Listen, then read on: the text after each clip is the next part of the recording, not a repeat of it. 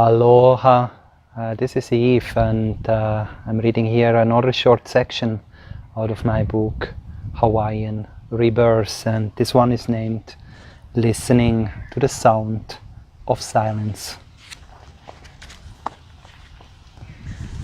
In the autumn of 2013, Eunjung and I returned to South Korea and traveled to a magnificent Buddhist temple complex, Tongdosa, meaning salvation of the world through mastery of truth, located in the region of Yangsan City. The previous year we'd stayed at this temple overnight through the temple stay program and participated in a 6-hour meditation led by one of the head monks. We'd had profound experiences at Tongdosa and were eager to return. Tongdosa, the largest temple in South Korea, is steeped in the sacred. There are 35 buildings and pagodas and 14 smaller temples in its vicinity, yet you won't find any Buddhist statues in its beautiful grounds. This is because the authentic sarira, pearls or bead-shaped crystalline objects of Shakyamuni Buddha are preserved here. Sarira are purportedly found among the cremated ashes of Buddhist spiritual masters.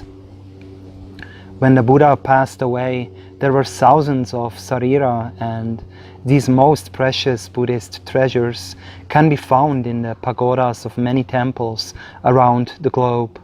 Tongdosa is the Buddha jewel temple because it enshrines the Buddha's relics in the diamond altar, a platform for sacred ceremonies. To reach the diamond altar, you must first enter 3 separate gates of spiritual significance.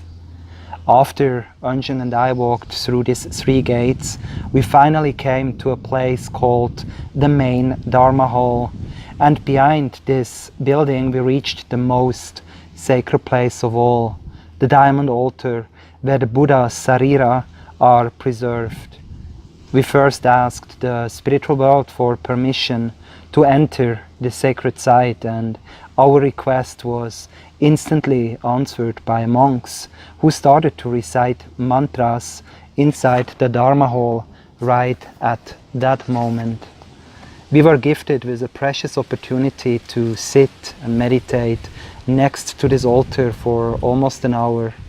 The previous time we'd visited, it was crowded and it was not possible to sit down to meditate. The faraway refrain of mantras recited by the chanting monks and the occasional magical sounds of birds in the background brought us even more deeply to a space of stillness and surrender. In our meditation, feeling the oneness that unites everyone and everything, we asked, what wisdom can we receive and share with others right now? The answers that came ignited our hearts and souls. The power of imagination makes us infinite, and be present while you listen to the sounds of silence. I hope you also can take time to go within and receive your own pearls of wisdom while listening to the sound of silence, the whispers of your soul. I believe this will help you imagine the life you're truly meant to live and inspire you to reach your highest potential.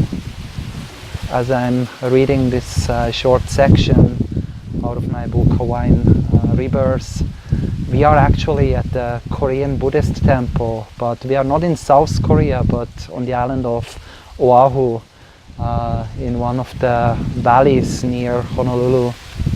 We are staying for a few days in the hustle and bustle of Waikiki, what I perceive a pretty loud place. Not just the cars in all the stores you go in, there's loud music, and people almost seem to scream in order to communicate with each other, or also just screaming verbally or non-verbally for attention.